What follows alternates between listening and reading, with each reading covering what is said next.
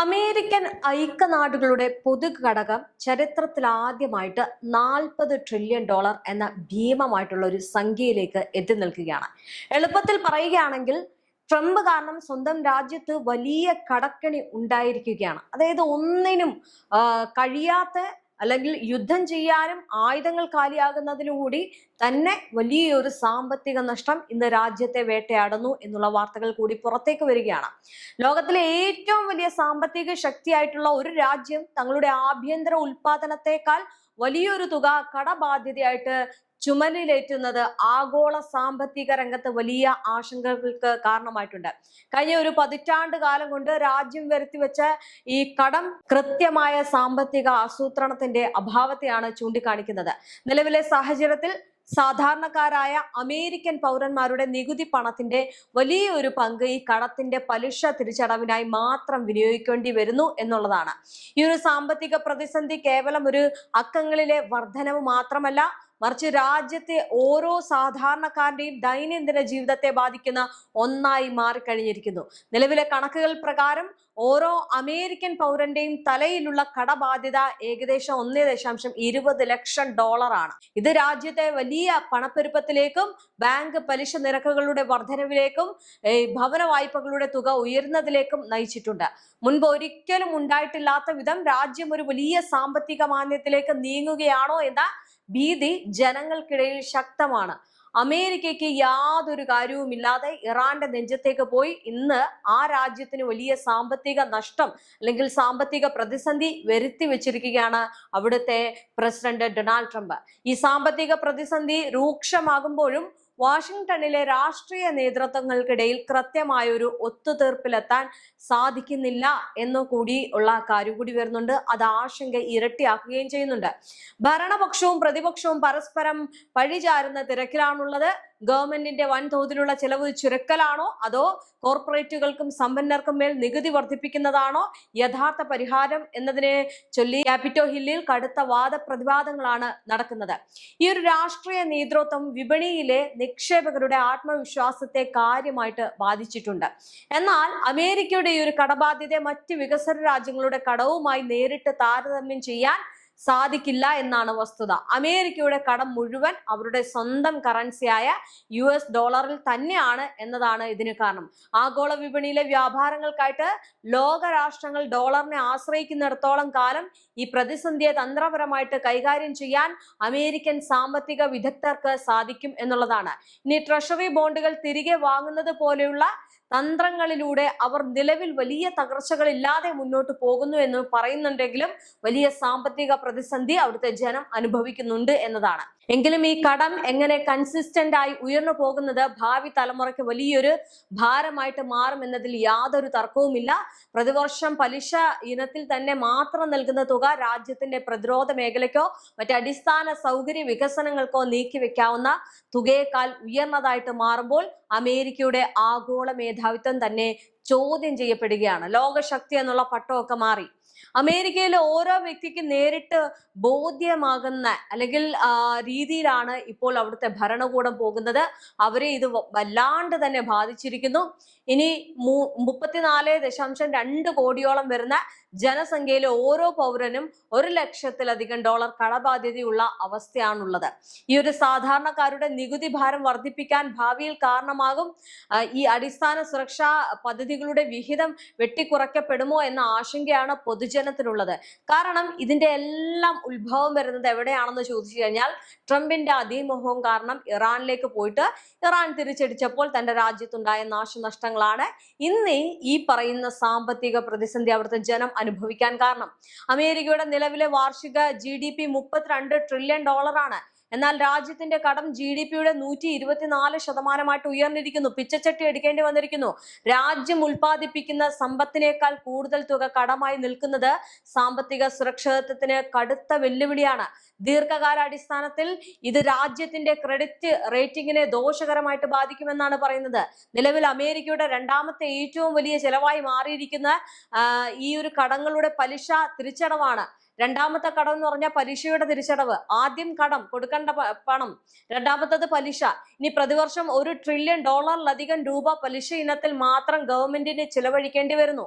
ഇത് രാജ്യത്തിന്റെ സൈനിക ചെലവുകളെക്കാൾ ഉയർന്നതാണ്. ഒന്ന് ആലോചിച്ച് നോക്കിക്കേ, യാതൊരു ആവശ്യവും ട്രംപിന് ഇല്ലായിരുന്നു. ഇറാന്റെ നെഞ്ചത്തേക്ക് പോയി ഇന്നിപ്പോൾ പിച്ചച്ചട്ടി എടുക്കേണ്ട അവസ്ഥ തന്നെ. വികസന പ്രവർത്തനങ്ങൾക്കായിട്ട് പണം കണ്ടെത്താൻ വിദേശ നിക്ഷേപകരെ വീണ്ടും ആശ്രയിക്കേണ്ട ഒരു ദുരവസ്ഥയാണ്. ഞാൻ വീണ്ടും പറയുകയാണ്, ട്രംപ് തെരുവിലിറങ്ങുന്നു. ട്രംപിന്റെ ഗവൺമെന്റ് ഇപ്പോൾ എന്ത് ചെയ്യണമെന്നറിയാതെ തന്നെ നെട്ടോട്ടം ഓടുന്ന ഒരു അവസ്ഥയിലേക്ക് ആ രാജ്യത്തെ അവിടുത്തെ ഈ പറയുന്ന ട്രംപിന്റെ കൂട്ടാളികളും കൊണ്ടെത്തിച്ചിരിക്കുന്നു. ലോകത്തിലെ ഭൂരിഭാഗം ജനങ്ങളും തങ്ങളുടെ കരുതൽ ശേഖരമായിട്ട് സൂക്ഷിക്കുന്നത് US ഡോളറാണ്. അതുകൊണ്ട് തന്നെ അമേരിക്കയുടെ സാമ്പത്തിക തകർച്ച ലോക വിപണിയാകെ നിശ്ചലമാക്കാൻ കെൽപ്പുള്ളതാണ്. എന്നാൽ ഡോളർ ആഗോള കറൻസിയായി തുടരുന്നിടത്തോളം കാലം അമേരിക്കയ്ക്ക് പുതിയ കടപ്പത്രങ്ങൾ ഇറക്കി ഈ ഒരു പ്രതിസന്ധി താൽക്കാലികമായിട്ട് മറികടക്കാൻ സാധിക്കുമെങ്കിലും വലിയ പ്രതിസന്ധി ഉണ്ടാകുകയും ചെയ്യും. അത് ഈ ജനങ്ങൾക്കാണ്. ഇനി ഈ ഒരു പദവി നഷ്ടപ്പെടുന്നത് മാത്രമാണ് അമേരിക്ക നേരിടുന്ന ഏറ്റവും വലിയ വെല്ലുവിളി. ഇനി ട്രംപ് ഭരണകൂടത്തിന്റെ കാലത്ത് കോർപ്പറേറ്റുകൾക്കും രാജ്യത്തെ സമ്പന്നർക്കും നൽകി വലിയ നികുതി ഇളവുകൾ ഗവൺമെന്റിന്റെ വരുമാനത്തെ വൻതോതിൽ കുറച്ചിരുന്നു. വരുമാനം കുറയുകയും അനാവശ്യ ചെലവുകൾ വർദ്ധിക്കുകയും ചെയ്തതാണ് കടം ഇരട്ടിയാകാൻ കാരണമായത്. ഇനി സമ്പന്നരിൽ നിന്ന് കൃത്യമായി നികുതി ഈടാക്കാത്തതാണ് ഈ ഒരു സാമ്പത്തിക അസ്ഥിരതയ്ക്ക് പിന്നിലെ പ്രധാന കാരണങ്ങളിൽ ഒന്ന് എന്നാണ് ഈ രാഷ്ട്രീയ നിരീക്ഷകർ പറയുന്നത്. ജനസംഖ്യയിൽ പ്രായമാകുന്നവരുടെ എണ്ണം കൂടുന്നത് അമേരിക്കയിൽ വലിയ സാമ്പത്തിക ബാധ്യത ഉണ്ടാക്കുന്നുണ്ട്. സോഷ്യൽ സെക്യൂരിറ്റി, മെഡിക്കൽ കെയർ തുടങ്ങിയ ഹെൽത്ത് കെയർ സംവിധാനങ്ങൾക്കായി ഭീമമായ തുകയാണ് സർക്കാർ ഇപ്പോൾ നീക്കിവെക്കുന്നത്. കടം വീട്ടാനായിട്ട് ഇത്തരം ജനക്ഷേമ പദ്ധതികളുടെ വിഹിതം ഭാവിയിൽ വെട്ടിക്കുറച്ചാൽ അത് രാജ്യത്ത് വലിയ ആഭ്യന്തര കലാപങ്ങൾക്കും ജനകീയ പ്രതിഷേധങ്ങൾക്കും വഴിതെളിക്കുമെന്നതിൽ യാതൊരു സംശയവുമില്ല. ഇനി വിവിധ രാഷ്ട്രീയ ഇടങ്ങളിൽ നടക്കുന്ന യുദ്ധങ്ങളിൽ പങ്കാളിയാകാനും സഖ്യകക്ഷികൾക്ക് സൈനിക സഹായം നൽകാനും അമേരിക്കൻ നികുതി പണം വൻതോതിൽ വിനിയോഗിക്കപ്പെടുന്നുണ്ട് എന്ന് പറയുന്നുണ്ട്. അത് തന്നെയാണ് ഈ ഒരു രാജ്യത്തെ വലിയൊരു പട്ടിണിയിലേക്ക് കൊണ്ടുപോകുന്നത്. ഇനി ഇത് രാജ്യത്തെ കടക്കണിയിലേക്ക് നയിക്കുന്ന പ്രധാന ഘടകവും കൂടിയാണ് ഈ പറയുന്ന കാര്യങ്ങൾ. മറ്റ് രാജ്യങ്ങളുടെ സുരക്ഷയ്ക്കായിട്ട് പണം ചെലവഴിക്കുന്നത് നിർത്തി ആകെ തുക ആഭ്യന്തര വികസനത്തിന് ഉപയോഗിക്കണമെന്ന വാദം രാജ്യത്തിനുള്ളിൽ ശക്തമായിക്കൊണ്ടിരിക്കുകയാണ്. വിദേശ ഉൽപ്പന്നങ്ങൾക്ക് മേൽ കനത്ത ടാരിഫുകൾ ചുമത്തി ആഭ്യന്തര വിപണിയെ സംരക്ഷിക്കാനാണ് നിലവിലെ ചില സാമ്പത്തിക നയങ്ങൾ ശ്രമിക്കുന്നത്. എന്നാൽ ഈ നീക്കം താൽക്കാലികമായിട്ട് വിപണിയെ ഉണർത്തുമെങ്കിലും സാധാരണക്കാരനെ സംബന്ധിച്ചിടത്തോളം അവർക്ക് വലിയ പ്രശ്നമാണ്. അന്താരാഷ്ട്ര വ്യാപാര ബന്ധങ്ങളിൽ വിള്ളൽ ഉണ്ടാക്കാനും പുതിയ സാമ്പത്തിക തർക്കങ്ങൾ ഉടലെടുക്കാനും ഇത് ഒരുപക്ഷെ കാരണമായേക്കാം. അമേരിക്കയുടെ ഈ ഒരു $40 ട്രില്യൺ എന്ന ഭീമമായിട്ടുള്ള കടബാധ്യത കേവലം ആഭ്യന്തര സാമ്പത്തിക നയങ്ങളുടെ പരാജയം മാത്രമല്ല, മറിച്ച് പതിറ്റാണ്ടുകളായിട്ട് അവർ പിന്തുടരുന്ന ആഗോള പോലീസ് ചമയൽ നയത്തിന്റെ അനന്തരഫലം കൂടിയാണ്. ഇതിൽ ഏറ്റവും നിർണായകമായിട്ടുള്ള ഘടകം മിഡിൽ ഈസ്റ്റിൽ ഇറാനെ പ്രതിരോധിക്കാൻ അമേരിക്ക ചിലവഴിക്കുന്ന ഭീമമായിട്ടുള്ള തുക തന്നെയാണ്. ആണവ പരീക്ഷണങ്ങളിലൂടെയും പ്രാദേശിക സഖ്യങ്ങളിലൂടെയും ഇറാൻ തങ്ങളുടെ സ്വാധീനം വർദ്ധിപ്പിക്കുമ്പോൾ അതിനെ സൈനികമായിട്ട് നേരിടാൻ അമേരിക്കയ്ക്ക് തങ്ങളുടെ പ്രതിരോധ ബഡ്ജറ്റ് ഇനിയും ഉയർത്തേണ്ടി വരും എന്നതിൽ യാതൊരു സംശയമില്ല. കാരണം 50 അടി താഴ്ചയിൽ വലിയൊരു മിസൈൽ സിറ്റി ഇറാനുണ്ട്. ഇറാനെ തകർക്കുക, ഇറാനെ പെട്ടെന്ന് പിടിച്ചെടുക്കുക എന്ന് പറയുന്നത് അമേരിക്ക ഒരിക്കലും വിചാരിക്കേണ്ട, അങ്ങനെ ഒരിക്കലും നടക്കില്ല എന്നുള്ളത് കൂടിയാണ് മറ്റൊരു കാര്യം. എന്തായാലും ഇറാന്റെ ഈ ഒരു തന്ത്രപരമായിട്ടുള്ള മുന്നേറ്റങ്ങൾ അമേരിക്കയെ കൂടുതൽ യുദ്ധ ചെലവുകളിലേക്കും അതുവഴി വലിയ കടക്കണിയിലേക്കും മനഃപൂർവ്വം വലിച്ചിഴയ്ക്കുകയാണ് ചെയ്യുന്നത്. മിഡിൽ ഈസ്റ്റിൽ ഇറാന്റെ മേധാവിത്വം ശക്തമാകുന്നത് US ഡോളറിന്റെ ആഗോള പ്രവർത്തനത്തിന് ഒരു നേരിട്ടുള്ള വെല്ലുവിളിയായിട്ട് മാറുകയാണ്. വലിയ പ്രതിസന്ധി അതിലൂടെ തന്നെ കിട്ടുന്നുണ്ട്. എന്തിനേറെ പറയുന്നു, സൗദി അറേബ്യ, UAE തുടങ്ങിയ അമേരിക്കൻ അനുകൂല രാജ്യങ്ങളുടെ മേൽ ഇറാൻ സ്വാധീനം ഉറപ്പിച്ചാൽ അത് അന്താരാഷ്ട്ര എണ്ണ വ്യാപാരത്തിൽ നിന്നും US ഡോളറിനെ പുറത്താക്കാൻ ഏറ്റവും എളുപ്പമാകും എന്നുള്ളതാണ്. ഇനി ഈ ബ്രിക്സ് പോലുള്ള ഈ കൂട്ടായ്മകളുമായിട്ട് ചേർന്ന് ഇറാൻ നടത്തുന്ന ഡോളർ രഹിത വ്യാപാര നീക്കങ്ങൾ അമേരിക്കൻ ബോണ്ട് വിപണിയുടെ തകർച്ചയ്ക്ക് ആക്കം കൂട്ടുകയും ചെയ്യുന്നുണ്ട്. US ഡോളറിന് ലോക കറൻസി എന്ന പദവി നഷ്ടപ്പെടുന്നത് അമേരിക്കൻ സമ്പദ് വ്യവസ്ഥയുടെ സമ്പൂർണ്ണ തകർച്ചയ്ക്ക് കാരണമാകും എന്നതിനാൽ ഇറാന്റെ ഓരോ നീക്കത്തെയും പ്രതിരോധിക്കാൻ കടമെടുത്താണെങ്കിലും കോടിക്കണക്കിന് ഡോളർ മിഡിൽ ഈസ്റ്റിൽ ഒഴുക്കാൻ അമേരിക്ക നിർബന്ധിതരാകുന്നു. ഇതെല്ലാം നടക്കുമ്പോൾ അവിടുത്തെ ജനം ബുദ്ധിമുട്ട് അനുഭവിക്കുന്നു.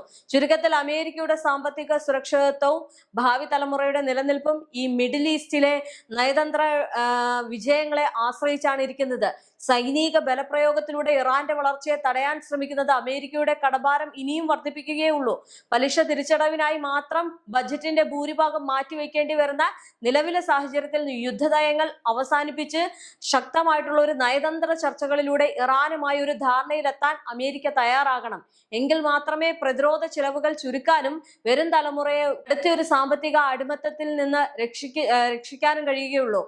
അത് അമേരിക്കയെ സംബന്ധിച്ചിടത്തോളം വളരെ വെല്ലുവിളിയായിട്ടുള്ള ഒരു ഘടകമാണ്. അവിടെയാണ് ട്രംപ് എടുക്കുന്ന തീരുമാനം നിർണായകമാകുന്നത്. എന്തായാലും ഇപ്പോൾ ആ രാജ്യം വലിയ പ്രതിസന്ധിയിലാണ്. അവിടെ വലിയ പ്രതിസന്ധി മാത്രമല്ല, വലിയ കടക്കണിയിലേക്ക് പോകുമ്പോൾ അവിടുത്തെ ജനങ്ങൾ ഒന്നടങ്കം പറയുന്നത് ഇനി ഇങ്ങനെ ഒരു പ്രസിഡന്റിനെ ഞങ്ങൾക്ക് വേണ്ട എന്നുള്ളത് തന്നെയാണ്. കാരണം അത്രയേറെ ബുദ്ധിമുട്ട് ഇന്ന് ആ രാജ്യത്തെ ജനങ്ങൾ അനുഭവിച്ചു കഴിഞ്ഞു.